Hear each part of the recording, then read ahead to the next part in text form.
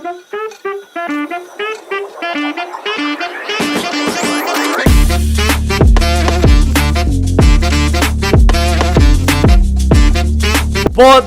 Benção! Boa tarde a todos, mais uma vez aqui no Pod Benção, é verdade, e desta vez estou com o cabelo cortadinho, primeira vez que me apanham com o cabelo cortado, assim, nunca tive o cabelo tão curto, mas pronto. Irmãos, já sabem, obrigado pelo vosso apoio, obrigado por todas as coisas que vocês têm, os likes, os comentários, a subscrição, essas coisas todas. Nós queremos fazer isto para que o nome de Deus possa crescer. Não para que nós possamos crescer, obviamente, se nós crescermos, o nome de Deus também cresce, mas para que Ele possa crescer, e nós temos recebido um feedback muito positivo e obrigado por isso. Também qualquer coisa que não gostarem, é só darem-me um toque e eu tento emendar. Temos aqui as nossas camisolas, está de verão, comprem, já sabem. Não quero estar a fazer muito isto no negócio, que isto não é negócio nenhum, mas se vocês quiserem, estejam à vontade, está tudo na descrição do vídeo. Agora sim, tenho um convidado aqui muito especial, um grande amigo, o nosso querido Pastor Francisco Chaves. Muito bem-vindo. Obrigado, é um prazer. É um prazer para nós também. Então, eu começo com a pergunta titular, a pergunta que nós fazemos a todas as pessoas. Quem é que é o Pastor Francisco Chaves? Bom, o Pastor Francisco Chaves é, antes de mais, o Francisco Chaves. O pastor é um dom, como de resto outros títulos que vamos tendo, não é? Que tem a ver com a nossa qualificação e com o cargo ou função que podemos ter. É um homem com 64 anos, pai de 3 jovens adultos, avô de 5 criancinhas, que tem um desejo ou aspiração de, precisamente, que a sua vida possa inspirar os outros a viver a vida e a conhecer Jesus, e nesse sentido, há 38 anos, sentimos o apelo e o desafio de vir para o Desafio Jovem, eu e a minha esposa, na altura com um filho só com 4 meses, e ainda lá estamos. Ok. E como é que foi esse processo até chegar, pronto, aí, seja... Como é que foi o processo até chegar ao Desafio Jovem? Ou até chegar a ser pastor, se calhar, o início da caminhada cristã, se calhar, mais fácil. Sim, eu sou, vamos dizer assim, sou cristão, ao menos conheço Jesus, dentro daquilo que quer dizer conhecer, desde miúdo, depois vivi fora do país, depois regressei a Portugal, e ali por volta dos 14 anos, mais coisa, menos coisa, coincidiu, mas não foi a razão, quando eu soube que era órfão já há um ano. Portanto, eu sou órfão desde os 13, só soube aos 14, o que implicou uma grande mudança de vida, começar a trabalhar, estudar à noite por aí adiante, com uma mãe viúva com 31 anos, e mais 2 irmãs. Então, eu nessa altura também, coisas de adolescente, de jovem adolescente, desviei-me, ou deixei de ir à igreja, e de estar envolvido, em dezembro, por aí. E de 76, só vou erro. E depois, mais tarde, aos 18, quando nasceu a minha irmã de um segundo casamento da minha mãe, acabei por, numa daquelas peripécias interessantes, voltar de novo a reconciliar-me com Deus. Quer dizer, primeiro voltei à igreja. Ok. Naquela onda que estou reconciliado com o Senhor, mas isso ainda foi um processo, demorou um ano, porque nós, quando andamos desviados, vimos assim com uma série de afinações que é preciso fazer. Exato. Então andou ali um ano e pouco a fazer afinações, e depois ali a partir dos próximo de ir para o serviço militar, 19, 20 anos, acabei por começar a sentir-me incomodado com esta coisa de ser cristão, ir à igreja, ir aos cultos e estar envolvido, como eu estava muito na igreja, fazer tudo o que fosse necessário. Começava a ser um bocadinho insatisfatório. Então vou para o serviço militar já um bocadinho com este incómodo, 83, venho do serviço militar, esse peso estava mais ou menos em águas de bacalhau. Por essa altura, 84, 85, sinto um apelo muito forte em sair para servir a tempo inteiro, no navio, no Doulos. Na altura havia os 2 navios, eu tinha de catar um deles, da Operação Mobilização. Eu já estava noivo da minha esposa, e desafiei a dizer assim: é simples, a malta não precisa gastar dinheiro a montar a casa, juntamos os trapinhos, arrancamos uma viagem missionária de 2 anos e logo se vê. Ela, no entanto, não percebia isso na altura. Eu também entendo, quando Deus chama a família, e das duas uma, comecei a questionar-me: ou eu estou a ouvir mal, ou ela está a ouvir mal, ou o senhor está enganado. Portanto, ele enganado não estava de certeza, certo. Um de nós estaria, mas como eu também entendia e tínhamos a certeza disso, que Deus tinha cruzado as nossas vidas e juntado para estabelecermos família no futuro, decidi não sairmos. Então andámos 2 anos, nós casámos entretanto, passado um pouco tempo, depois de 2 anos eu mudei de Lisboa para Almoveira, mudei de igreja, mudei de uma empresa da função pública para uma privada, mudei da minha cidade de Lisboa, que eu nasci na Bica, para Almoveira, quer dizer, foi tudo assim ao mesmo tempo. Mas o nosso desejo continuou e nós na igreja envolvidos a fazer tudo. Um ano antes, eu vim em 88 para o Desafio Jovem, um ano antes eu estava cada vez mais incomodado, mesmo muito. Tenho tempos de me lembrar de estar, a Ana trabalhava em Lisboa, no Tribunal de Instrução Criminal, eu trabalhava na Almoveira. Ok. E lembro-me de chegar a casa às vezes mais cedo e estar na sala, a minha sala, deitar no chão, a chorar, a dizer se lhe dá uma outra oportunidade, por aí adiante. Na altura já fazia parte da escala de cultos, na área, líder de jovens, superintendentes comunical, aquelas coisas todas. Em qual igreja, só para... Era Malveira, na altura, Assembleia de Deus da Malveira, que hoje é Reviver, creio eu. Ok. Entretanto, vimos uma conferência do Desafio Jovem que eu nunca tinha vindo, e eu já conheço o Desafio Jovem há muitos anos, conhecia até antes disso, e fui lavar os meus sogros, e nessa noite foi uma coisa estranha, porque eu fui deixar os meus sogros à meia da tarde ao Meibado, ali em Fanhões, e vim assim com uma inquietação, era feriado de 15 de agosto, e eu disse, nós temos que ir aos cultos à noite, eram públicos, portanto não era preciso inscrição, nós estávamos a trabalhar, temos que ir. Primeira noite o Senhor desafiou-me de novo para vir servir, e para mim a coisa estava outra vez a bombar. Portanto, eu todas as noites respondi ao apelo. A quarta-feira tive que falar com a minha esposa, porque ela estava ao meu lado, mas eu não sabia o que ela fazia, eu não sabia se ela ia à frente, se não ia à frente, era um problema dela. E conversámos quarta à noite, e eu percebi que ela verbalizou que estava a ser incomodada. Pronto, então, depois tem muitas peripécias muito curiosas. As maiores oposições que nós tivemos para vir servir foi precisamente dos familiares, que eram cristãos. O meu sogro, nomeadamente, era ancião da igreja, alguma resistência do próprio pastor na altura, que estava a transição, mas para nós já não dava, esta vez não era para questionar, né? Então, já tinham... pior, com um filho com 4 meses, com um carro comprado, várias coisas.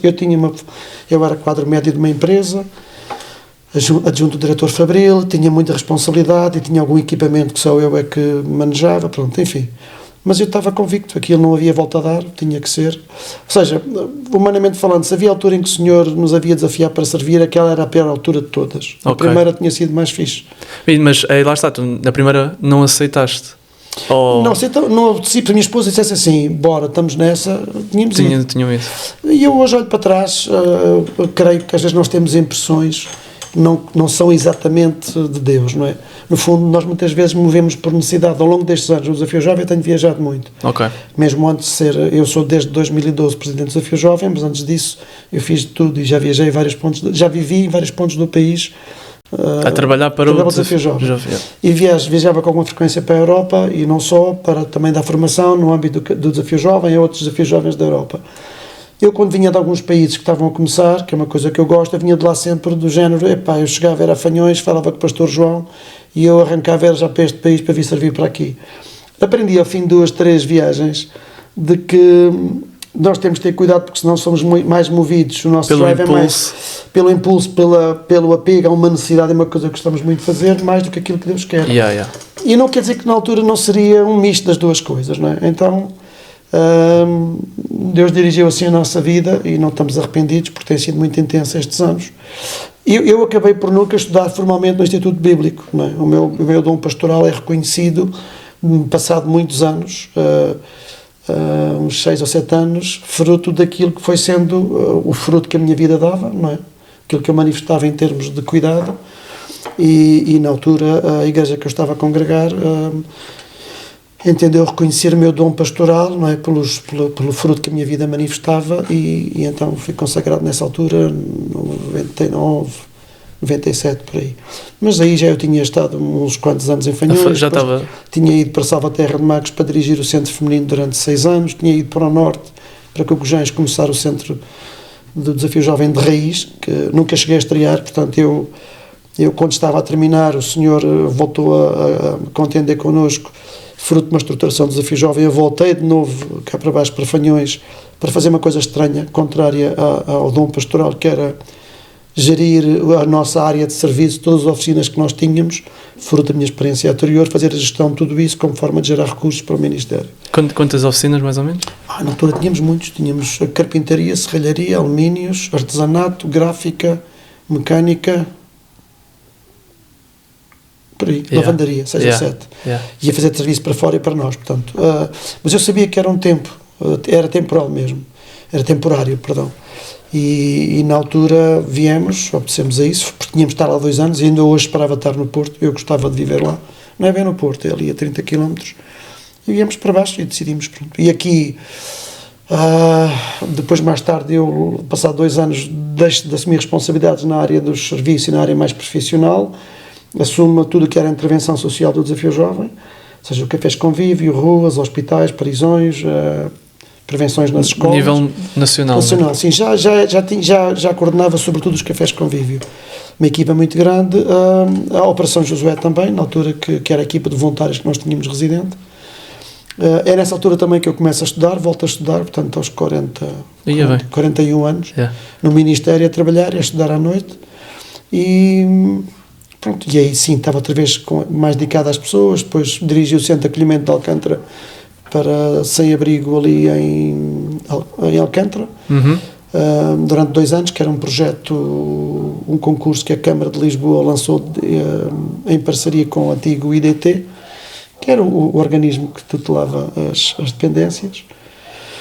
E depois, quando isso terminou, em 2012, havia necessidade de alguém assumir a presidência do Desafio Jovem. Assumi a presidência, pelo menos entendemos que era a pessoa certa, até agora. Aliás, estou a terminar o meu mandato no final deste ano. E vais renovar? Legal. Ou não? Não posso. Não podes? Não posso, porque de acordo com a lei nós temos, só é possível ser presidente durante 3 mandatos. Ok. Ou seja, 12 anos, mas apanhámos ali uma alteração de lei. No Covid, se calhar? Não, foi antes, 13, 14, porque houve uma alteração dos estatutos das IPSS e das associações, o que ajustou os mandatos, alterou os tempos de mandato. Então eu estou na liderança nacional do Desafio Jovem há 14 anos. Ok. Faz este ano. Então termino a minha função de presidente da instituição. Quando tu estás pronto, na tua juventude, né, um bocadinho mais jovem, e tu ouves isso de Deus, o que é que tu sentes? Qual é o sentimento? Ou seja, como é que eu agora vou tomar conta, entre aspas, disto, que é são pessoas, né? São vidas? Sim, eu quando assumi quando vim para o Desafio Jovem já tinha 26. Já era pai, portanto eu tinha já uma carreira de 12 anos de trabalho. Ok. Que eu trabalho desde miúdo, eu tive que crescer à pressa e gostasse ou não gostasse. E isso ajudou-me muito depois, também o serviço militar. Achas que influenciou também? Sim, porque de repente tu tens que assumir responsabilidades, quer queiras, quer não queiras, ou varias da cabeça, e eu pensei muitas vezes em fugir de casa, embora era uma coisa tola, porque eu tenho uma ligação muito forte com a minha mãe, sempre tivemos, e não fazia sentido deixar-me a mãe pendurada com 2 irmãs. Era a pressão toda, porque eu levantava-me às 6 da manhã, miúdo, com 14 anos, que eu vivia ali no bairro Pato Cruz, perto de Odivelas, vinha para o campo de Santa Clara, onde é a Feira da Ladra, para começar a trabalhar às 8 da manhã, saía às 5 horas para ir para Belém, para a Escola Industrial Marquês de Pombal, ali na Junqueira, perto de Belém, para estudar à noite. Saía de lá às 10, 11 horas da noite, para ir outra vez de transportes para o bairro Pato Cruz, perto de Odivelas. Portanto, era uma loucura, sem jantar, comer maçãs, sempre a bombar. Isto tem que começar. Mas depois eu percebi que, fiz contas de cabeça e disse, mas vais para onde? Como é que tu tens dinheiro para suportar uma pensão, e como é que tu vais cozinhar depois? Tu não gostas de cozinhar, és um esquisito, não sabes cozinhar. Loucura de adolescência, não é? Exatamente, quer dizer, ali é mais do que adolescente, ali é um fulano a ver se consegue encontrar uma escapatória para a dor. Nós temos isso, mas voltando à tua pergunta, a questão do que é que se sente, quer dizer, ao fim e ao cabo, quando nós vimos aquela história, que é um chavão que usamos há muitos anos, que tem uma chamada Tenho Muita Paz, eu também já pensei assim, nós confundimos paz com convicção, com um testemunho forte, intenso.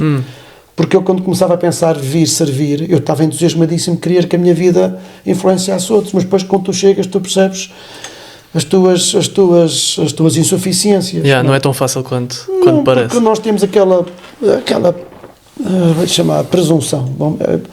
Presunção é um bocado foleiro. Aquela pretensão de que nós estamos preparados, eu tenho a convicção de ir para cá. Mas depois, quando chegas, não vens com os pés ainda assentes no chão, a vida encarrega-te de pôr os pés no chão. Onde isso aconteceu, esse temor de perceber, porque as pessoas estão ao meu cuidado, acontece sobretudo depois quando eu tenho um cargo já de outra responsabilidade, em que tenho um peso maior para cuidar não só das pessoas que estão no programa, mas também da equipa, que é o caso quando eu, em 92, portanto 4 anos depois de estar no Desafio Jovem, eu vou para Salvaterra para ser diretor do centro. Ainda que ao fim do ano tinha responsabilidades, eu no primeiro ano, de alguma forma, tinha algumas responsabilidades na tenda, depois mais tarde responsabilidades de tudo o que era a parte laboral e uma série de questões no Desafio Jovem, mas eu tinha sempre retaguarda, tinha acima de mim o irmão Nisha, depois o irmão João, portanto eu tinha salvaguarda, tinha o meu círculo de influência e de responsabilidade, que queria ser empenhado e zeloso. Mas quando aterro em Salvaterra, que era para onde eu sempre quis ir desde o princípio, tínhamos um desejo particular de trabalhar com as mulheres, para ajudar o diretor que estava lá na altura. Quando lá chego 4 anos depois, mas eu cheguei lá, eu nunca pensei ser diretor do centro. Pois. E quando lá chego digo assim, caiu uma ficha, agora eu já não tenho tanta retaguarda. Aí sim, aí houve esse peso. Mas se falarmos na tua pergunta, o que é que se sente quando se está para sair, para servir, se dá o passo, porque se tem um filho, e a contrapartida era garantimos de cama, comida, roupa lavada e muito trabalho. Só que era muito intenso, a questão era uma questão de vida mesmo, era uma questão de sentido de vida, propósito. Nós tínhamos carreiras muito boas em termos profissionais, eu e a Ana, ela estava no Ministério da Justiça, que estudou alguns anos. Ou seja, o Desafio Jovem não vos pagava? Não. Nós no primeiro ano tivemos, como nós dizemos na gíria, a viver pela fé. Sempre pela fé. Mas naquele sentido não tens aquela segurança, pelo menos sei que tenho aquele dinheirinho para alimentar. Tínhamos um filho com 4 meses, não é? E foi abraçar o processo. É verdade, isto também porquê? Porque apesar de nós estarmos envolvidos em muita coisa na igreja, praticamente tudo, até trabalho prático, fazer cenários e o que for, dirigir louvor, tocar no louvor, era uma coisa que ficava sempre aquém daquilo que nos satisfazia em termos de vida. A vossa paixão era... Sim, e eu nunca pensei em trabalhar com as dependências. Aliás, quando Deus começa a incomodar-me nessa semana, foi uma segunda-feira, eu tenho isto muito presente, eu estava na altura, o diretor Fabril, o engenheiro com quem eu trabalhava, estava de férias e o dono também. E eu disse ao senhor, isto para ir para ali nesta altura, tu tens que me dar o meu coração, eu gosto muito de ajudar pessoas, mas o mundo das drogas não me era estranho, era-me familiar, porque eu trabalhava na zona de Alfama, joguei num clube de futebol ali na Alfama. Pronto, eu conhecia quando começou a aparecer a heroína e começou a bombar, tudo isso. Portanto, eu estava familiarizado. E com os drunfos, e com os speeds, essas coisas todas. E disse, mas eu não consigo chegar a um sítio e conseguir amar um fulano e olhar para ele e ter uma compaixão e um amor por ele. Portanto, eu fui muito claro com Deus. Portanto, se isto é para acontecer, tens até quinta-feira ou até sexta-feira, que é a deadline. Ia ser, porque eu sabia nas conferências do Desafio Jovem, quinta-feira era o grande apelo, como foi depois, quando eu vim servir, quando desafiávamos malta para servir. Eu disse, não vai passar desse dia, quer tomar uma decisão, ou é ou não é. Então, há um misto de, por um lado, uma convicção e depois há sempre uma inquietação de perceberes e como é que vai ser. Mas aí tens de caminhar, é suposto caminharmos naquilo que temos de Deus, e pode haver assim a pergunta, então e se não for, nos enganamos, é apenas emoções. Também mal onde vai fazer. Foi o que eu sempre disse a muita gente. Às vezes pergunto-me, Francisco, isso eu estou errado, e depois não é isto. Eu pergunto, qual é a consequência? O que é que pode trazer de danoso ou de consequência em termos de emprego, de aula, de escola, sei lá, do que for, de família? Se percebe, ok, quando muito fiz uma pausa ou atrasei ou pus em suspenso alguns projetos durante um ano, vai-te prejudicar? Não. Já me aconteceu, por exemplo, quando eu era responsável da Operação Josué, eu cheguei a dizer a algumas pessoas... desculpa, só para quem nos está a ouvir. O que é a Operação Josué? Eu já disse 2 vezes e depois lembrei. Até para mim. A Operação Josué, quando eu vim em 88, na altura o pastor Leonido era presidente do Desafio Jovem, e tinha o peso de criar uma equipa de voluntários, de gente que, como eu, estava nas igrejas, tinha uma paixão por servir, fazer alguma coisa, mas que não tinha oportunidade. Porquê? Porque nessa altura... Há cerca de 40 anos, tu, se eras jovem de uma igreja, tinhas um desejo de servir, só tinhas 2 caminhos. Ou só tinhas um caminho. De servir na igreja? Não, servir na igreja, mas para ti não era a sensação de servir, era, pronto, porque já fazias. Ou então era isto, dar para o Instituto Bíblico. E seres pastor, ponto final, parágrafo. Ou decidires que tinhas uma chamada para ser missionário não sei para onde, também estudavas um ano ou outro e lá ias tu não sei para onde. Então ele disse, há muita gente que é válida, há muita gente que tem uma chamada, e também a ideia era na altura, foi ali num momento crucial do Desafio Jovem que o pastor Lino também entendeu, porque ele era um evangelista e é de alguma forma, de que como é que nós podíamos ajudar as igrejas também a alcançar a nação, a começar novas igrejas, o que for. Então a ideia era desafiar rapazes, dar-lhes a oportunidade de vir um ano. Ok. No mínimo, podes vir um ano. E depois, se quiseres, pode ser mais. Num ano em que vives lá e vives com tudo aquilo que são. Normalmente era assim, vives de acordo com as normas e as regras de quem está no programa, portanto, são os teus privilégios, e depois os teus direitos, as tuas responsabilidades, ou quem está a servir a tempo inteiro. Ok. Portanto, era mesmo combate. Yeah. Tanto que nós começámos cerca de 30, eu queria vir servir para a recuperação diretamente, e na altura, como nós éramos os únicos casal já casado, com alguma experiência de vida, com filho, ele na altura já me conhecia há algum tempo, disse, se calhar era melhor, precisamos também de alguém um bocadinho mais velho. Imagina, tínhamos 26 anos na altura, éramos os mais velhos, aí por baixo. Yeah. E eram 30. Em janeiro já só eram 20. Pois. Yeah. Né? E mesmo assim, uns foram-se embora que não aguentaram, outros foram convidados a ir embora, enfim. Mas, então, e foi aí que muita gente nasceu para o ministério. Muita gente descobriu, tinha uma chamada, outros tinham um peso, um desejo, mas lá está, como eu tive aquele movimento, é ou não é, havia muita gente que dizia assim, eu vou parar um ano dos meus estudos e vou um ano servir para ver se tenho uma chamada de Deus ou não. Outros tinham convicção, tinham chamada, mas estavam em dúvida, quer ser pastor, tenho dom de pastor, quer ser evangelista, quer ser missionário. Estavam na corda bamba ainda. Então vinham, como ali tens a oportunidade de tudo, Yeah. estar nas ruas, ajudar nos cafés de convívio, e fazer campanhas evangelísticas com as igrejas, ajudar nos centros, fazer trabalho prático, né? Tu podias estar um dia no púlpito a pregar, no outro dia de manhã estavas a jejuar e a cavar, ou a fazer obras, ou a pintar. Yeah. Então, nós antes pregávamos de duas maneiras. E essa foi a equipa que durante muitos anos teve a funcionar. Há coisa de uns 4 anos depois acabámos por suspender, porque não havia pessoas a querer vir, e também as poucas que tínhamos faziam falta nas equipas. Era também daí que saíam colaboradores para os outros centros. Ok. Algum pessoal que mais tarde foi diretores dos centros. Hoje há muitos pastores, eu assim de repente lembro-me 3 ou 4 ou 5, assim mesmo imediatamente, passaram por lá, de várias denominações, igrejas independentes, da convenção, batistas não, mas assim, uma mão cheia grande. Yeah.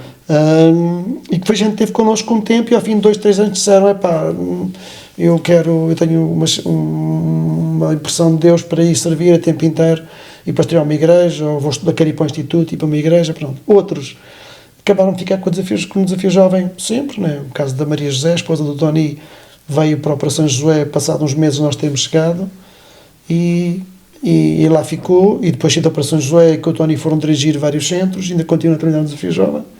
Então foi uma porta que se abriu que dava para... Não, era por aí, essa era a ideia, mas eu fui por aí contigo, já não me lembro por causa de quê, da questão da Operação Josué. Nós queríamos ir diretamente para Salvaterra, porque era o nosso desejo, ficámos ali,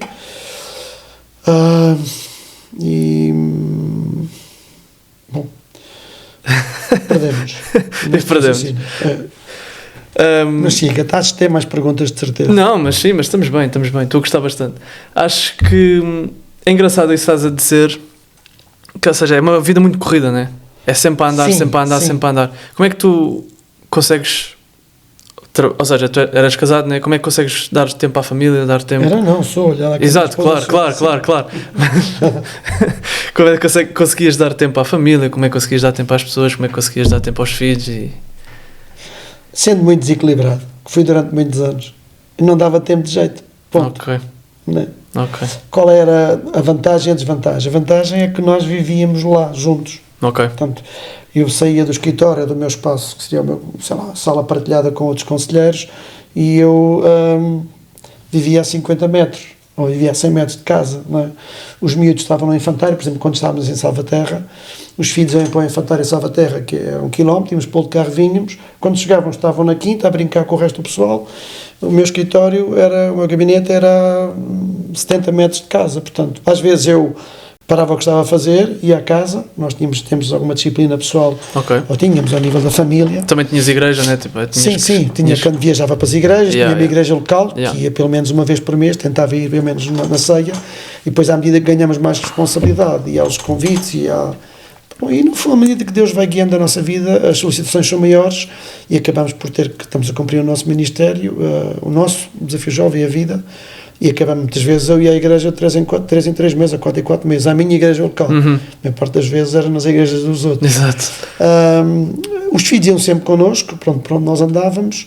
Nós tínhamos um trabalho muito forte na altura com a nossa equipa dentro do Desafio Jovem, tínhamos uma dúzia de educadoras, tínhamos um infantário e tínhamos um trabalho com os nossos filhos dos vários centros.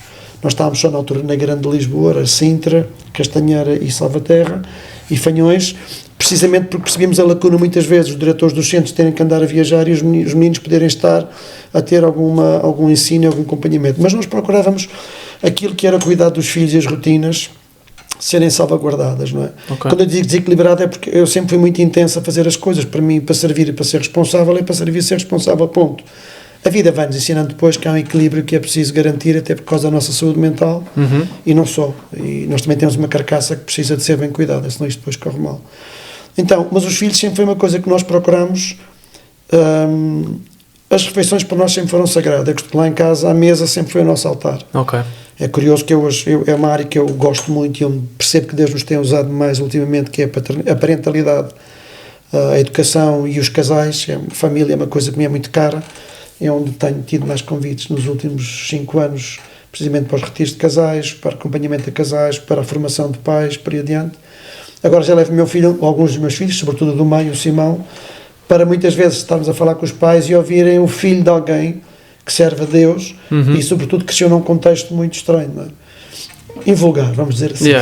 Ninguém vive com as pessoas que servem na igreja, nós estamos com os irmãos 2, 3 vezes por semana, 2, 3 horas e depois, adeus, cada um vai à sua vida. Não, ali é 24/7 e a nossa vida está sob escrutínio dos rapazes que estão na primeira mente das moças e eles têm um radar muito apurado. Eles conseguem perceber quando é que um casal de cooperadores está em perfeita harmonia, quando aquilo anda um bocadinho mais russo, como dizemos na gíria, porque eles conseguem ler as tensões.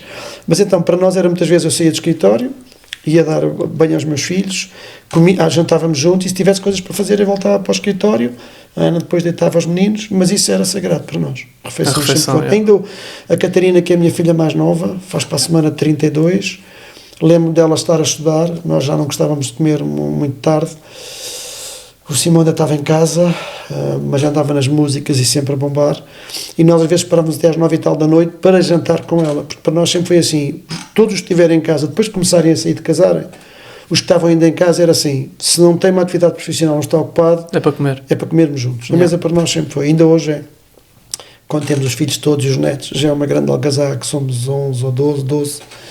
É assim uma delícia, é muito confuso, mas é muito bom. E eu acho que continua a ser, de facto, o lugar sagrado. A mesa. Eu concordo. A vários níveis.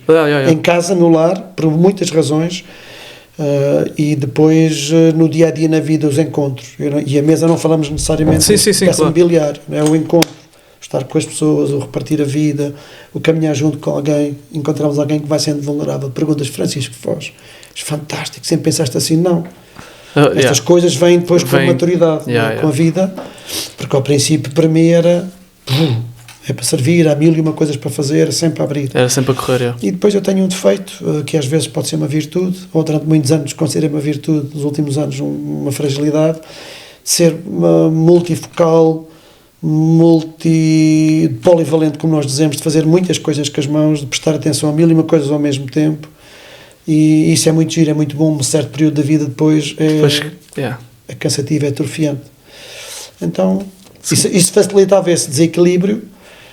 Por outro lado, também permitiu fazer uma série de coisas, viver uma série de coisas, enfim, se calhar todos esses processos e essas fragilidades do Senhor vai aqui aproveitar para ajustar e para moldar. Ele é excelente a fazer essas coisas. Voltando um bocadinho atrás, e agora um bocadinho mais, pronto, já falámos bastante e vamos continuar a falar sobre o Desafio Jovem. Gostava só de perceber agora de ti, como é que é liderar o Desafio Jovem? Como é que é, desde 2012, né? Tu és presidente, como é que é? Quantas? Nós temos nesta altura 3, na altura tínhamos 4, perdão. Fanhões, que é o centro de inserção, foi o primeiro que nós tivemos. Depois, do mais recente para o mais, depois tínhamos Alter do Chão, que era a cerca de 200 e poucos quilómetros, no Alentejo. Cocojães, perto do Porto, também a 200 e muitos quilómetros, Castanheira do Ribatejo, e Lourel já tinha sido fechado, pois, melhor, não era uma quinta nossa, era alugada. Foi um desafio porque eu assumi a presidência na altura da Troika. Ok, yeah. 2012, que foi uma loucura total, num sufoco total financeiro, com as instituições todas a passar por uma crise imensa. Na altura também tivemos uma crise interna e isso fragilizou muito a confiança na liderança. Mas foi um desafio grande, porque foi assumir o papel de deixar esticar.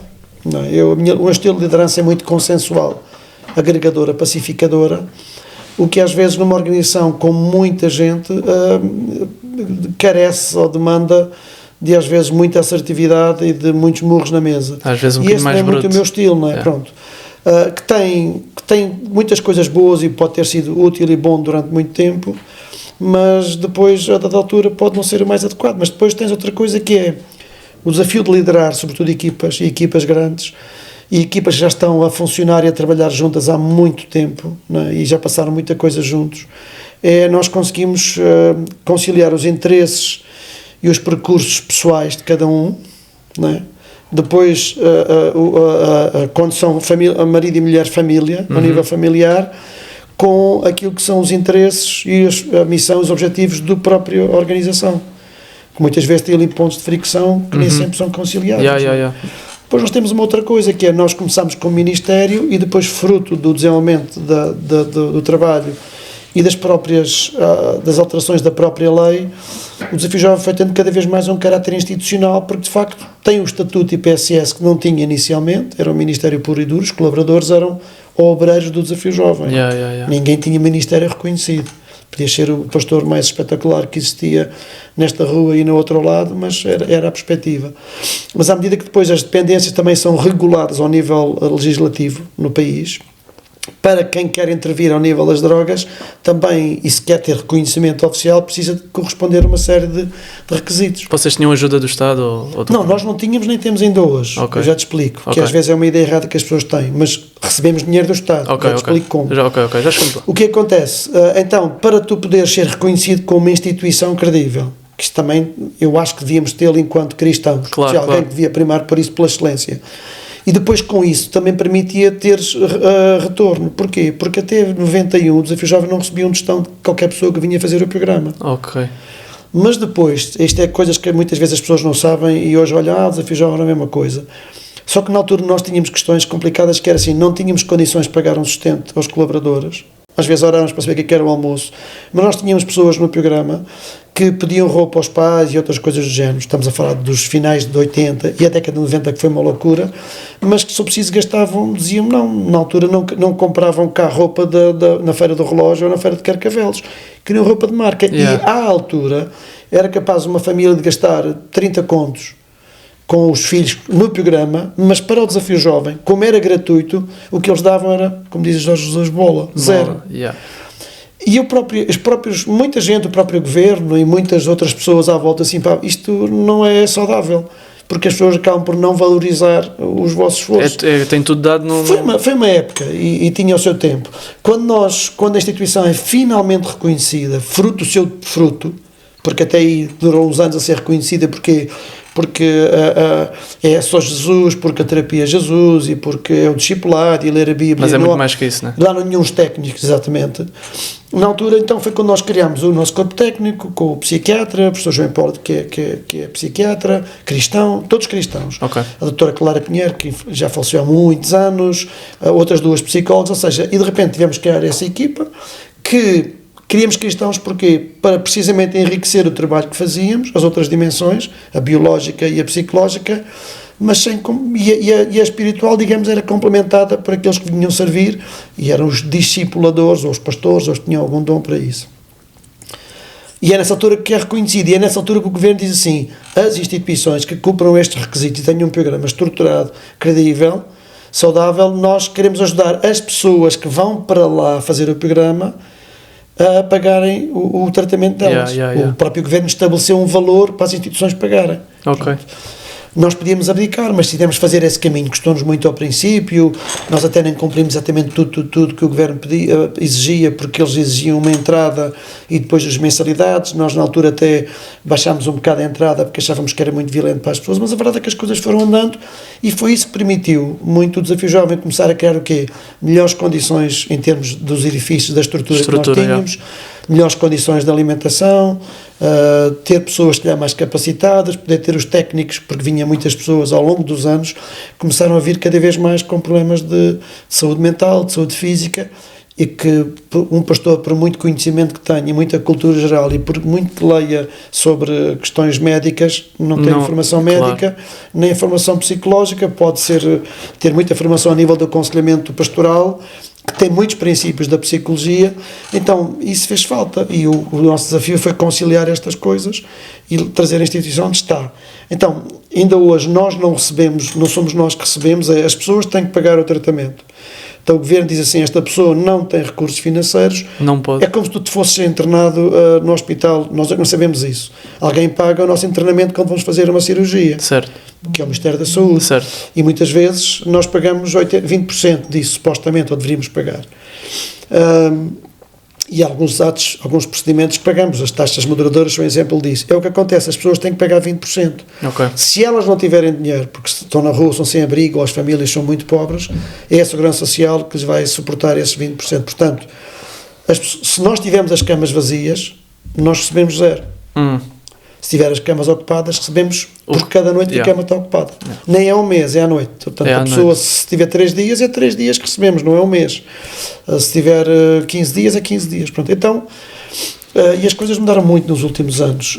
Voltando à tua pergunta de gerir, quando trabalhamos com pessoas, trabalhamos com a matéria-prima mais preciosa, mas ao mesmo tempo é mais complexa, não é? Em que temos aquele dilema entre exigir, porque nós temos uma missão e nós viemos servir uma causa,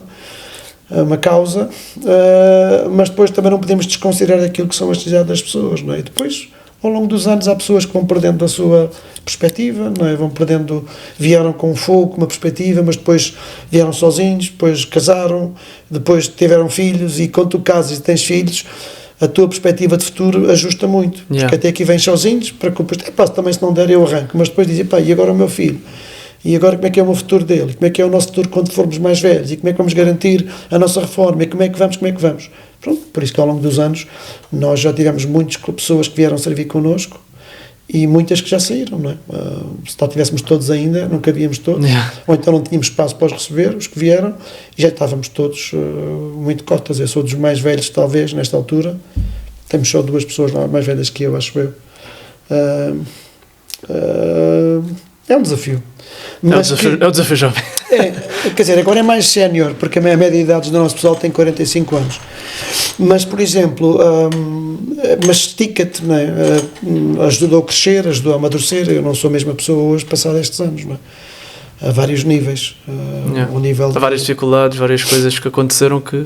Mas esse é o processo, é assim que eu entendo, nos últimos anos fui discernindo e entendendo os tempos que nós passamos e as dificuldades que passamos no nosso percurso de vida, seja a servir a tempo inteiro, seja na vida do curro, nós podemos ver isso como professor ou como ladrão. A nossa tendência natural enquanto cristãos é ver isso que mais uma dificuldade, mais um obstáculo, mais o diabo. E às vezes são resultante das nossas escolhas desadequadas e muitas vezes é resultante da nossa caminhada de obediência, não é? Porque se nós formos para a Bíblia, temos muita gente a passar mal simplesmente por uma razão simples, porque foram obedientes. A história mais emblemática para mim e que me é mais cara e que eu tenho revisitado agora nesta altura da minha vida muitas vezes é a história de José. E se nós formos ver os grandes ícones da palavra, de gente que são, digamos, as referências em termos até de Velho Testamento, também era no Novo, mas mais aí, são gente que demorou 20 anos, 25, 14, e de repente a gente esquece disso, porque a Bíblia são 10 capítulos, são 20 páginas, mas aquilo significou 30, 40 anos. E quando tu vais ver, e vais a Abraão ver a promessa de Deus para Abraão, e vais perceber o povo a sair do Egito 400 anos depois, 400 e pouco, guiados por Moisés, tu vais perceber que há uma série de gente que passou por ali, inclusive em Moisés, que teve a ver com esta promessa feita aqui. né? Que o Senhor disse logo a Abraão: esta é a tua terra, vai ser sempre a vossa terra, e vais ser o pai de muitas nações. Mas quero-te avisar, depois de tu morreres, ficas a saber, a malta vai ser toda tirada daqui, vai ser daqui para uma nação estrangeira, lá vai tornar-se escravo, mas isto não fica por aqui, portanto não desiluda já, porque eles vão voltar outra vez aqui passado 400 anos e vão sair de lá com os bolsos cheios a abarrotar, e tu vais ler Êxodo e vais perceber que eles saíram mesmo à pressa, mas saíram à pressa, e foi dizer: pessoal, dá aí que é para... e os outros leva, e diz a Bíblia que saíram de lá com riqueza, com gado, com o que for, né? Portanto, se nós vemos assim esses processos, também nos ajuda a entender que nós temos um papel e uma responsabilidade, porque são pessoas, não é? Sabes que é também de afinar a nossa vontade com a vontade de Deus, porque a vontade de Deus, Deus dá-nos impressões, nós temos que fazer leituras, e as decisões que tomamos pode ser por interesse puramente pessoal e dizer: Senhor, assina aí por baixo, ou tentar perceber, ir fazendo leituras e fazer esse caminho. E vai haver alturas que não vamos perceber, porque aquela história de um Deus sempre nos guia para os caminhos certinhos, direitinhos, nivelados. Eu pensei assim durante muito tempo, mas quando mais leio a Bíblia, mais eu percebo que não é assim, porque há coisas difíceis de engolir. Há turbulências, há dificuldades. Não, tem coisas claras, e assim, Deus levou para ali. E se quisermos o exemplo mais emblemático, Jesus não foi por capricho, ou decidiu fazer 40 dias de jejum e oração para esta malta depois no futuro ter uma referência. Não, diz que foi guiado pelo Espírito depois de um momento apoteótico. Para nós era: bora lá agora para a grande cidade, bora lá agora fazer grandes campanhas, que foi sair do Rio Jordão, batizado, e a Trindade esteve lá presente, né? O Jesus, carne e osso, palavra feita homem, a voz do céu a dizer assim: este é o meu filho amado, que eu tenho prazer, e o Espírito Santo a descer sobre ele na forma de uma pomba. E a seguir diz, depois desse momento apoteótico, em vez de ires dar continuidade à carreira, diz: vá, agora vamos lá para o tempo de provação, de afinação, de preparação, porque o que veio a seguir não foi nada fácil, foi violento. Parece que foi fácil porque ele fazia montes de milagres e tal, mas foi violento. E foi aquilo que tu disseste, são poucas páginas, né? Mas foram bastante. Estudar cada pessoa. O que é curioso é que, se tu vais perceber, olhando cada uma dessas pessoas, eu gosto da vida de José, porquê? Porque ele teve em contextos muito complicados, e parece que cada contexto era afastar mais do sonho. E quando nós percebemos José estar com os irmãos, percebemos que esse processo sarou o seu coração, e nele não há aquela sensação de payback, agora é tempo da vingança. Não, mas ele teve que ir lá, ainda chorou, horrores, e só depois conseguiu enfrentar os irmãos. E ele a seguir vai dizer assim: sim, ele não diz que é mentir, não, vocês foram malandros, pessoal, vocês venderam, vocês portaram-se mal, mas eu hoje entendo que Deus me trouxe aqui. Portanto, porque também não é só isso.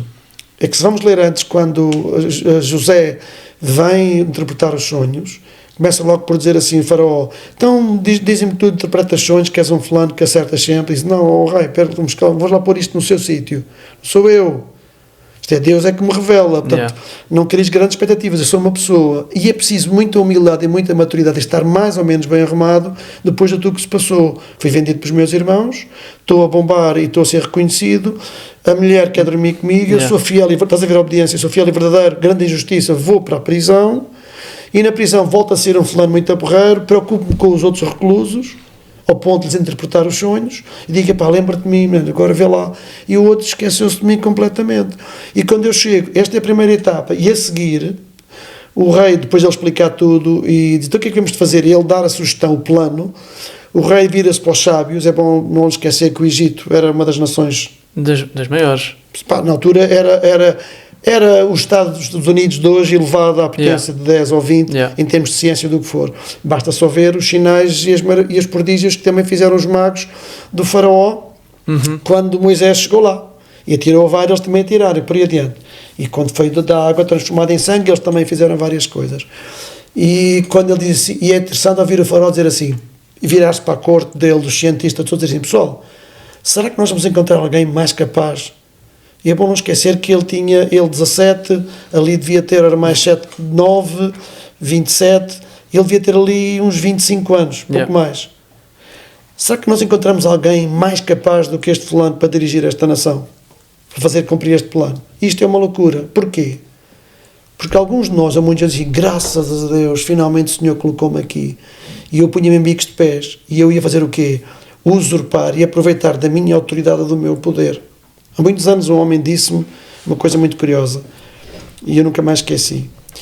o caráter de um, e eu já vinha a matutar isto, o caráter de um líder vê-se quando ele está em autoridade. Uhum. O caráter de uma pessoa.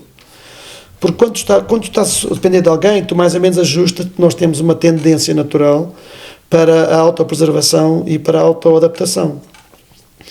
Mas quando de repente estás à autoridade, tu és o chefe, tu é que mandas, tu tens poder associado, e o poder é uma coisa inerente à autoridade, não tem mal, como na educação. O problema é quando nós usamos o poder de forma errada, porque o poder é a capacidade que tu tens para punir ou recompensar um comportamento.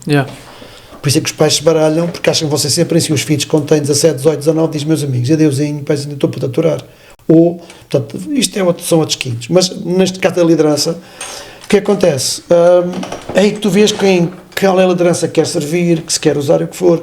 E aquele homem estava numa situação muito delicada, a dizer assim, finalmente agora, agora não. Agora nem o Potifar vem cá meter a mãozinha porque eu sou o número 2. Posso fazer o que quiser. Agora posso-me vingar, agora posso. E a gente percebe um homem arrumado em termos de caráter. Porquê? Porque todos os passos por onde ele passou, havia uma coisa que estava presente nele. Eu tenho a minha convicção, sei o que Deus falou, estou a fazer o meu caminho. E há duas expressões muito interessantes nos vários momentos onde José passa, que diz assim, e tudo que o José punha a mão prosperava. Essa era uma coisa. E o Senhor era com José. E onde ele teve, foi sempre fiel o quê? Foi sempre fiel a Deus, às suas convicções, nos lugares onde estava, nos lugares como nós dizemos na gíria, de vale, não é? Tudo apertado, e nos lugares de monte, que é malta grama. Não, eu vou ser sempre, quando? Sempre. Por isso é que eu há bocadinho dizia que mesmo na obediência muitas vezes passamos por dores. Se eu quiser agora encostar digamos, a dimensão espiritual e pegar na psicologia, porque nós às vezes esquecemos disso. Nós achamos que quando conhecemos Jesus, estamos a caminhar com Ele, nós passamos a viver assim, tipo na espiritosfera, vestimos igual. Sim, os médicos já não curam, não sei o quê. O que acontece? Não é só isso, é porque muita coisa que tu e eu sofremos, e é desde crianças, a vida não é isenta de dores, nem de sofrimento. Por isso é que nós não gostamos nisso, não é? E o sofrimento não é necessariamente uma doença complicada, uma coisa trágica, não, o sofrimento é tão simples como isso. Tu estás a crescer, estás a desenvolver um entendimento sobre alguma verdade, há uma aprendizagem que tu fazes e de repente és confrontado com alguma coisa que tu lês, com umas aulas que tu tens, e o teu entendimento sobre aquilo é confrontado, e tu de repente, e tu só dás o passo seguinte no conhecimento quando tu estás disposto a morrer para a cognição anterior. Portanto, eu só quando estou aberto a fazer uma aprendizagem nova, e há ali um tempo ambíguo que é, eu estou seguro disto onde eu estou, mas agora estão-me a dizer que isto é que é o caminho, eu estou a pensar sobre isto, está a ser uma coisa, e umas vezes é mais rápido ou mais lento, conforme o processo, e este gap entre novo entendimento, a nova cognição e a anterior, que é segura, é uma coisa que eu às vezes ando com um pé aqui e um pé aqui. É combater o conforto com o desconforto. Aliás, a zona de conforto a gente entende, é aquilo que não me provoca dor nem sofrimento. Não, há muita gente que a zona de conforto deles é precisamente o sofrimento onde eles estão. Sabes porquê? Porque esse sofrimento é desconhecido e eles têm algum controle. É previsível, eles sabem quais são os contornos e as dores que traz. Quando de repente, é por isso que muitas pessoas, quando são desafiadas para processos de transformação ou de cura, seja agora ao nível psicológico, ao nível das drogas, ao nível seja o que for. Vocês têm bem disso no... Sim, eu mesmo, eu faço com alguma clínica privada. Mesmo se os acompanhas, porquê? Porque enquanto a dor onde tu estás não for maior do que a dor do processo de mudança, ninguém muda. Então, mesmo a esse nível, alguém com uma depressão, alguém com uma crise de ansiedade, alguém com uma série de angústias, uma série de coisas, porquê? Porque aquilo é previsível, eu já identifiquei, sei os meus sintomas e eu tenho mais ou menos controlado. E a gente pensa, é zona de conforto, mas do conforto não é que está tudo bem, tudo tranquilo, é doloroso, mas sair daqui para mim é mais violento do que eu estar aqui.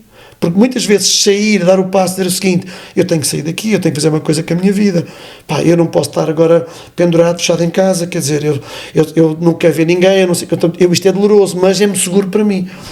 Porque depois o processo de iniciar um processo terapêutico, começar a olhar para mim, a lidar com as minhas coisas e que dar passos para ultrapassar ou com as substâncias ou outro tipo de questões que nós possamos ter, é assustador, não é? É violento. Então, na caminhada com Deus, nós também não podemos esquecer isso, porque senão nós vamos correr o risco de viver muito decepcionados e muito desencantados com Deus. E, aliás, infelizmente, é isso que tem acontecido com centenas de milhares de pessoas. Uma vida um bocado religiosa, não é? Sim e não, e tens uma figura, é um bocadinho olhar para Deus como o gênio da lâmpada, como eu costumo dizer. Não é? Portanto, é alguém que eu estiver atrapalhado, eu esfrego e pronto, Deus. E depois o problema é quando tu oras e Deus não te respondeu como tu querias, ou quando de repente tens uma tragédia e um grande amigo teu. Eu perdi uma irmã aliás, eu fui eleito no Desafio Jovem 14 de fevereiro de 2012 e eu enterrei a minha irmã. A melhor, foi a cremação dela no dia 13 de fevereiro de 2012. Precisamente.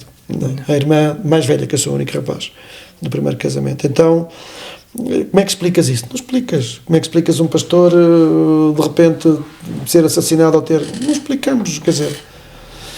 Sabemos o quê? Fez caminho, foi fiel... Não, porque senão muitas vezes há pessoas que têm uma perspectiva muito utilitária do Evangelho e da vida.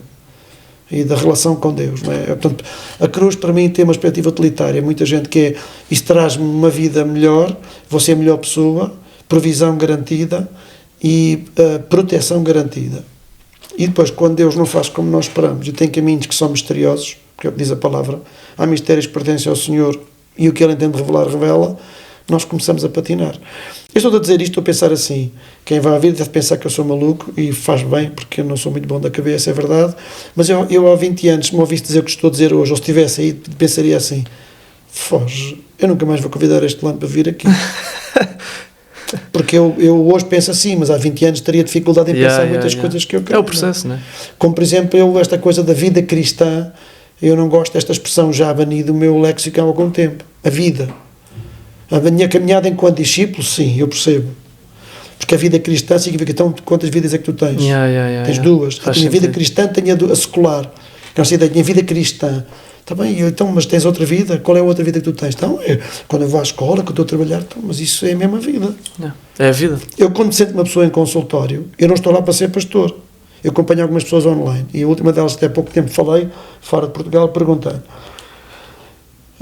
O meu caro está aqui porque vamos esclarecer as coisas. Está à busca de acompanhamento pastoral ou de acompanhamento profissional? Não é profissional, porque pastoral mesmo que quisesse eu não ia fazer, porque tens um teu pastor. Para não ultrapassar quem está, a pessoa que pertence a uma igreja, ainda que o pastor sabe que é alguém que pede para falar comigo, eu também, uma igreja que não é a minha comunidade onde eu estou integrado e participo. Mas eu, quando me sento, de repente os meus valores e a minha cosmovisão, a minha forma de entender o mundo à luz dos princípios do reino não desapareceu. Não está só a ciência, eu não arrumo aquilo tudo, não, está ali. Por isso é que às vezes eu tenho que fazer um esforço muito grande. A esmagadora maioria das pessoas que me procuram são cristãos, querem um psicólogo homem, que também não há muitos, sobretudo são mulheres, e quando querem cristão, um homem cristão, mas eu não estou lá para dar aconselhamento, eu vou falar com a pessoa. Se ela depois no processo refere angústias e questões espirituais que vêm à mistura, isso é depois. Não trabalhamos no processo, porque isso é importante para ela, e ela refere isso em consulta porque é importante. Mas quer discutir a teologia, vai dizer, olha, isso não é o nosso espaço aqui, mas eu não deixo de ser. Portanto, isto não é reboque dizer assim, nós temos uma vida, não é? Com as suas dimensões diferentes, e elas nem é uma coisa nem é outra coisa, é as coisas todas. É a minha humanidade, que eu não perdi, é a minha espiritualidade, a minha dimensão espiritual, são as minhas emoções. E faz sentido, em tudo que na nossa vida temos que servir a Deus. Portanto, e eu, quando olho para Jesus, vejo isso tudo presente também. Vejo o cansaço, que muitas vezes é afirmado claramente, vejo a tristeza, vejo o choro, vejo a fúria, a fúria. Quando ele atira tudo, vejo o sentimento de abandono e traição quando a malta não está a orar com ele, vejo chorar, dizer assim, pá, pobres coitados, esta malta não percebeu mesmo nada do que está a acontecer, estou fartinho de desensinar, pronto. Porque é humano. E depois vemos o resto também, não é? O próprio Deus a ter uma sabedoria sobre-humana, porque enquanto homem, fruto da intimidade com o Pai, acabava por ter esse discernimento, não é? E dizer uma mulher, e agora como é que eu resolvo este assunto? Se a mando embora, os fulanos vão dizer que afinal sou um ganda farsante. Se eu digo, matem, a mandem, então, mas afinal eu tenho sido aqui um ganda papagaio e estou a dizer coisas. Não. Dizer, olha, querida, olha, pessoal, vocês estão à vontade, de facto, a lei diz isso. Olha, falta aqui porque ali também diz que quem está com ela também devia ser morto, e ele não está aqui, que eu perceba. Isto sou eu a dizer a minha versão. A mensagem é a versão Francisco Chaves. Por isso, tranquilo, se vocês têm a moral e são assim tão perfeitos para poder pôr em causa ela nesta área, são assim tão zelosos, vocês não estão a fazer a coisa como deve ser, falta cá gente. Então, faz favor, tirem, siga. E aí, de repente, ninguém se pode... Pá, eu não tenho a moral para estar a dizer... Ninguém atira a pedra. Diante de Deus possa tirar. É. Não, mas estou a gostar bastante. Está a ser bastante bom. Mas estamos quase a acabar, já está. O tempinho está a correr. Ele corre. Só te queria fazer mais uma questão. Duas questões. Vocês trabalham... Ou seja, esta é uma questão, mas depois... Vocês trabalham na rua? Já trabalhámos mais. Agora não trabalhamos por falta de pessoal mesmo. Porque temos muito pouca gente. Nós temos o Café Convívio. A equipa de rua, a nossa grande equipa de rua era precisamente a Operação Josué. Ok. Hoje em dia, o voluntariado das pessoas é uma hora assim, pós-laboral. As que conseguem ter, porque cada vez mais as pessoas também estão ocupadas com muita coisa. Sim. Nós trabalhávamos, sobretudo, era o que nos diferenciava das outras grandes organizações, é trabalhar durante o dia, né? A Vida e Paz só faz à noite, mesmo outras organizações, a maior parte delas. É à noite, sim. Nós no Café Convívio, como a nossa equipa também está pequenina, não temos chance de pôr o pessoal na rua enquanto estamos no Café Convívio, mas já não trabalhamos tanto na rua praticamente nada. Em termos de alcance, fora dos centros de recuperação, nós trabalhamos sobretudo nas prisões. Ok, isso é interessante. Regularmente, Lisboa, Alcoentre e Val dos Deus nesta altura, e talvez em breve Linhó e Sintra em parceria com... Estamos a querer começar o trabalho e depois a desafiar igrejas locais para dar continuidade e assumir o trabalho. É? Aí também trabalhamos com a população reclusa, e é uma esmagadora maioria pessoal que já teve um passado de drogas ou ainda tem dependências, e o objetivo é ou eles depois de quando terminarem a pena ou saírem de condicional virem para o programa, fazer o programa, ou se não têm problemas com drogas, virem fazer o programa de inserção, ajudarmos no processo de reintegração. Está hoje a ir para o centro de Salvaterra uma pessoa que nos telefonaram para acompanhar, fomos visitá-lo várias vezes e foi julgado hoje a 5 anos de pena suspensa e vem diretamente. Como é que vocês inserem, se calhar não é a palavra certa, mas sim, inserem alguém no Desafio Jovem? Não, no Desafio Jovem há um processo de admissão, que é um processo que está estabelecido a nível nacional, de acordo com a lei, que as pessoas têm que fazer alguns exames médicos, ter entrevista com o nosso psicólogo, com o diretor do centro, conhecer o espaço e depois depois de estar tudo aprovado, ver que está tudo ok, podem entrar, mas nesse processo paralelo, enquanto fazem connosco, eles têm que ir a uma equipa de tratamento, que era aquilo que se chamava os CATs, que é lá que se inicia, como se fosse o centro de saúde para os toxicodependentes. Eles vão lá, alguns já estão a ser acompanhados, já querem entrar para o programa, iniciam lá o processo, fazem os exames médicos, têm lá a consulta com o médico, os técnicos de lá entram em contacto connosco, é assim com todas as organizações, não é só connosco. Nós fazemos também as entrevistas para conhecer as pessoas, para explicar o nosso programa, se a pessoa diz que está ok, tem a aprovação do governo, tem o termo de responsabilidade para ser internado, que vem. Agora, como eles chegam a nós, são de muitas formas. Muitas vezes são as próprias equipas, os próprios CATs que nos ligam, outras vezes é pessoal que conhecemos na rua, outras vezes são gente que é amigo do amigo do amigo que já fez o nosso programa, ou um familiar, outras vezes são as igrejas porque se cruzam com malta, que mesmo não tendo Café Convívio, tem 2, 3 pessoas que estão sensíveis para a realidade e que ajudam a pessoa, nos contactam e nós orientamos. Outras vezes são cafés de convívio, prisões, basicamente é por aí que as pessoas vêm, é, digamos, a origem delas para o programa. E depois a inserção já é depois, portanto há a parte do tratamento, da reabilitação, quando terminam, cerca de 60% deles, um ano e meio. Mas tu podes sair quando quiseres. Sim, podes abandonar voluntariamente, ninguém está lá fechado, essa é que é a questão. Depois, quando terminam isso, aqueles que percebemos que têm condições e têm necessidade, se eles quiserem, podem vir para Fanhões, que é a sede, para fazer um programa de inserção. Aí eles já não estão no programa de reabilitação, têm mais autonomia, e é aí que vamos ajudá-los a procurar emprego. Portanto, ajudamos a fazer currículo, ajudamos a saber procurar trabalho, a responder às entrevistas, e de acordo, avaliamos quais são as capacidades deles em termos de educação, de competências profissionais, e depois ajudamos-los, fazemos às vezes pontes, outras vezes eles vão ao centro de emprego, começam a procurar, outras vezes nós temos uma rede informal de empregadores que nos ligam, precisava de alguém nesta área, naquela área, de serviços gerais, um eletricista, um carpinteiro, um servente, o que for, e nós avaliamos quem temos entre nós, tem essa possibilidade. Alguns não têm chance de começar logo na profissão que tinham, embora a maior parte, cada vez mais, as pessoas que vêm não têm grande profissão, já não trabalham há muitos anos, e têm poucas competências, aptidões escolares.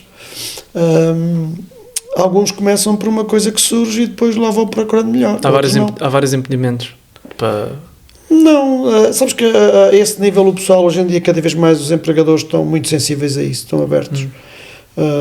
Agora, assim, às vezes Rafael, às vezes o problema é que assim, eu imagino, eu às vezes digo a eles, eu se tu fosses empregador a receber o teu currículo, tu começas a ver o currículo de alguém e de repente tens ali uns gaps há ali uns desaparecimentos de 10, 15 anos. Yeah. Mas é que você teve este tempo?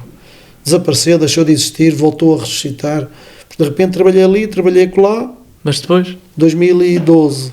E de repente surge em 2020 ou 25. Então onde é que passam estes anos?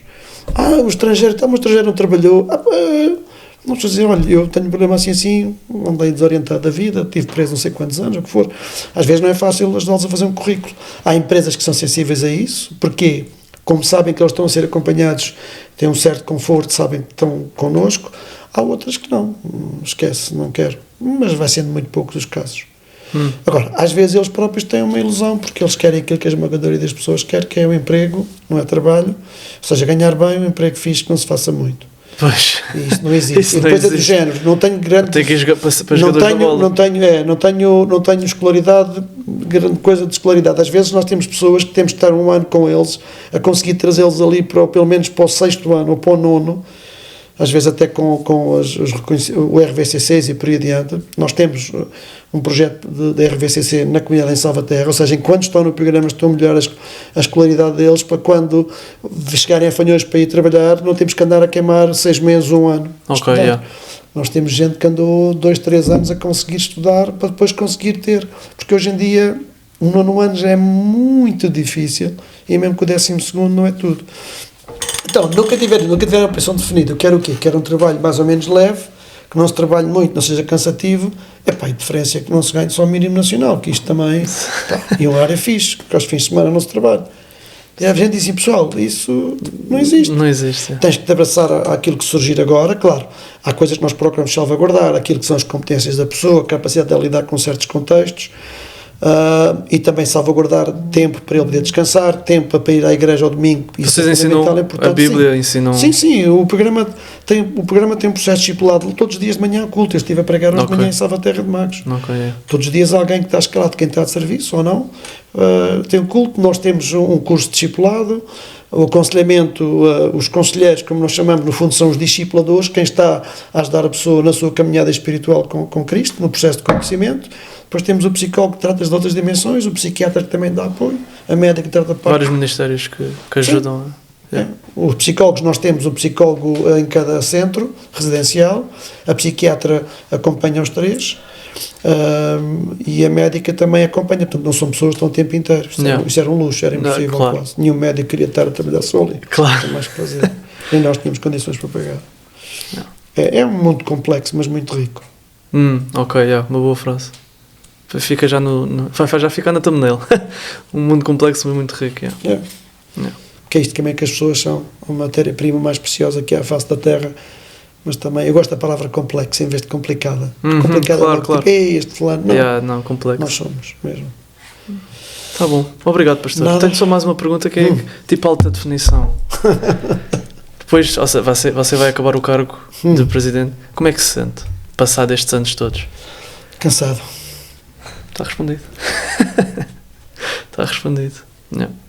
Cansado, mas muito gratificado por aquilo que fiz, não é? Mas essa é a realidade.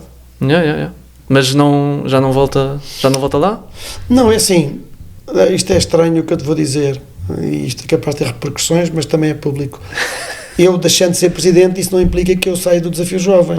Eu não sou obrigado a sair do Desafio Jovem, não é? Mas há um ano atrás, por esta altura precisamente, eu estava a terminar um processo de reavaliação pessoal muito forte, que começou em fevereiro de 25, deu-me questionar se o meu ciclo a servir no Desafio Jovem ainda se mantinha, se a mesma paixão, se a minha liderança era mais apropriada para o Ministério, e fruto de uma reflexão muito profunda, com jejuns prolongados, com ouvir outras pessoas, eu, por esta altura, estava a ficar cada vez mais convicto que a chamada de Deus e o ciclo de Deus para nós, para mim e para a minha mulher, no Desafio Jovem, termina, e depois, a partir do ano que vem, não sei muito bem o que é que vamos fazer. Sei que Deus é vivo. Sei que é continuar a servir, de alguma forma repartir os nossos dons, não sei em que área, nem sabemos onde é que vamos viver, nem do que é que vamos viver. Mas isso. Deus proverá. Sim. É um chavão muito bonito, mas é a realidade. Para mim, no nosso caso. Muito obrigado. Nada, para mim é um prazer estar aqui a repartir. Incrível. Irmãos, like, subscrevam, deixem comentários, façam essas coisinhas todas. Mais uma vez, muito obrigado, Pastor Francisco, pelo seu testemunho, pela sua palavra. Foi muito gratificante para todos nós. Obrigado. E pronto, é isso, irmãos. Um prazer. Ficamos por aqui. Beijinhos e queijinhos e vemo-nos no próximo podcast.